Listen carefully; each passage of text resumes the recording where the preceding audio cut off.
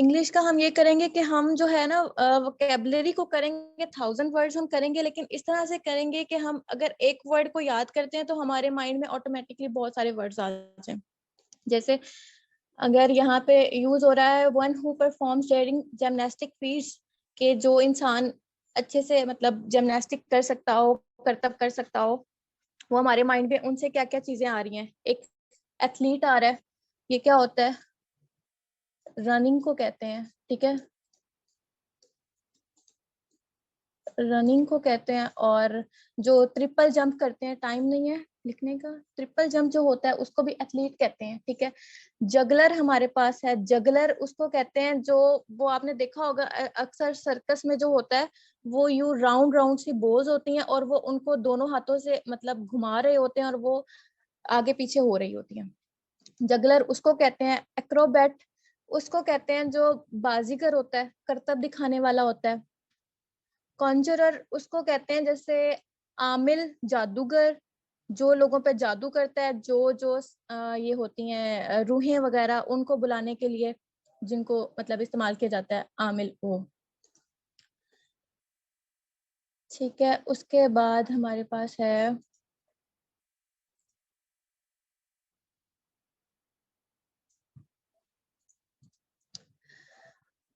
Who is unable to pay his डेब्ट, ठीक है, जो अपने लोन ना चुका पा रहा हो, जो अपने कर्जे ना दे पा रहा हो। और जैसे हमारे पास है बैंकरप्ट, ठीक है, कर्जदार।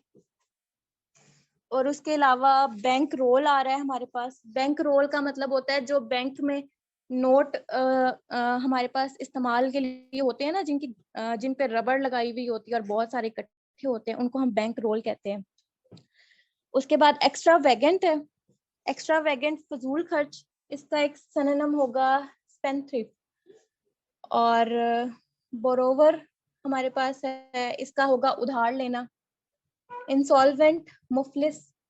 Enable, who is unable to pay his डेब्ट, ठीक है, जो कि अपना कर्जा ना चुका पा रहा हो। कर्जदार हो, बैंकरप्ट हो, कर्जदार हो। बैंक रोल हो, बैंक के मतलब पैसे ना चुका पा रहा हो, इसको इस तरह से हम जोड़ सकते हैं एक दूसरे से। एक्स्ट्रा वेगेंट हो, फजूल खर्च हो, इस वजह से अपना कर्जा ना चुका पा रहा हो। या बोरोवर हो, किसी से उसने उधार लिए हुए हो और वो इस वजह से कर्जा ना चुका पा रहा हो, और दूसरे से भी उसने उधार ले लियो, बैंक से भी लिए हो, तो वो एक दूसरे का ना चुका पा रहा हो।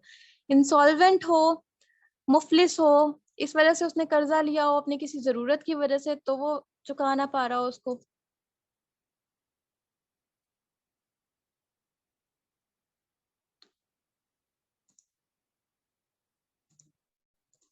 अच्छा, एक्सक्लूसिव पोजेशन ऑफ और कंट्रोल ऑफ एनीथिंग। इसका एक्सक्लूसिव का मतलब होता है खसूसी, ठीक है, बहुत ही कोई खास एक इंसान जो जैसे एक ही चीज हो, मतलब बहुत ज्यादा यूनिक हो और एक ही चीज हो, ठीक है। पोजेशन का होता है कब्जा, ठीक है। और कंट्रोल ऑफ एनीथिंग, किसी चीज का कंट्रोल, ठीक है। अब हम इसको करते हैं मोनोथिज्म। मोनो को अलग किया, थिज्म को अलग किया। इसका ये होगा एक ही खुदा को, जिसका इसका मीनिंग वैसे होता है एक ही खुदा को मानने वाला, यानी कि यूनिक, तौहीद पसंद, यकता पसंद, ठीक है, जो एक चीज का हामी। नेक्स्ट है मोनोपोली।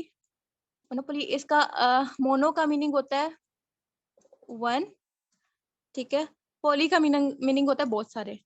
तो मोनोपोली का वैसे मीनिंग होता है अजारादारी, लेकिन कोई मार्केट जहाँ एक ही चीज हो, ठीक है, मुकाबले में कोई ना हो, उसको भी मोनोपोली कहते हैं। जैसे यहाँ पे हमने पढ़ा कि जिसका कोई सानी ना हो, और मोनोपोली फिर उसी वर्ड में आ जाता है।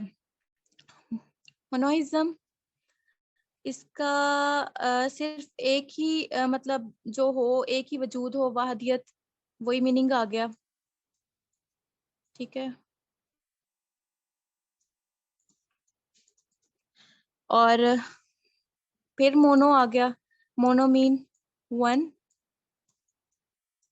मैनिया, मैडनेस, एक तो टाइप नहीं होता इस पे सही से,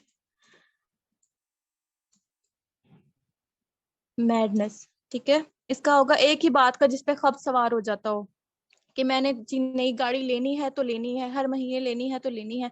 मतलब एक खपती इंसान जिसे एक चीज का जुनून सवार हो जाए, उसको मोनोइज्म के मोनोमैनिया कहेंगे। ठीक है, mono one, mania madness.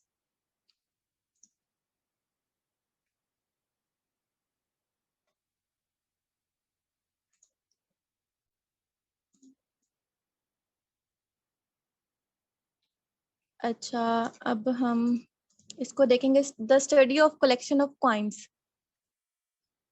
Numismatic, ये वो है जो पुराने सिक्कों को जमा करते हैं, उन पे रिसर्च करते हैं, उनकी मतलब उनके हवाले से चीजें वगैरह देखते हैं।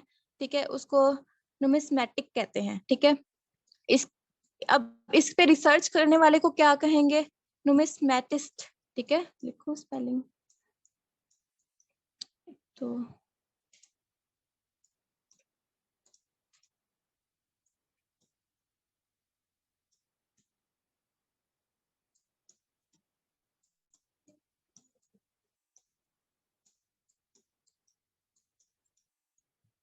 मैटिस्ट, ठीक है, जो इस पे रिसर्च करता हो उसको कहेंगे। न्यूमेरोलॉजी, इसको जैसे हम जो पैसों की हम मतलब ऐसी साइंस जो होती है जो मतलब नंबर्स वगैरह पे यकीन करती है। जैसे कोई कहता है कि मेरा लकी नंबर 3 है, कोई कहता है 24 है, कोई कहता है 12 है, तो मतलब वो न्यूमेरोलॉजी में आ जाता है। ठीक है, न्यूमेरिक, न्यूमेरिक मतलब होता है न्यूमरल, लाइक 1 2 3 4, इस तरह से जो होता है वो न्यूमेरिक उसमें आता है।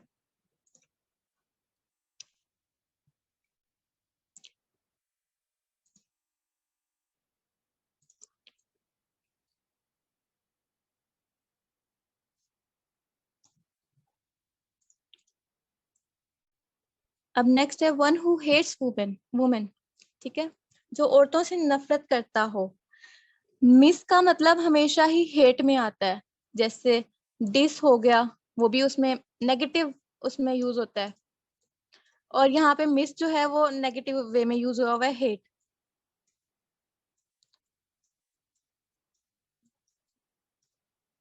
गायनिस्ट, वुमेन।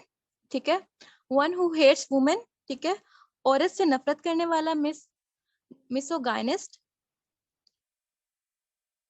ये है नेक्स्ट है हमारे पास मिस, वही हेट आ गया। एंथ्रोप, मैनकाइंड। ठीक है, इसका मतलब होता है मर्दों से नफरत करने वाला। ठीक है,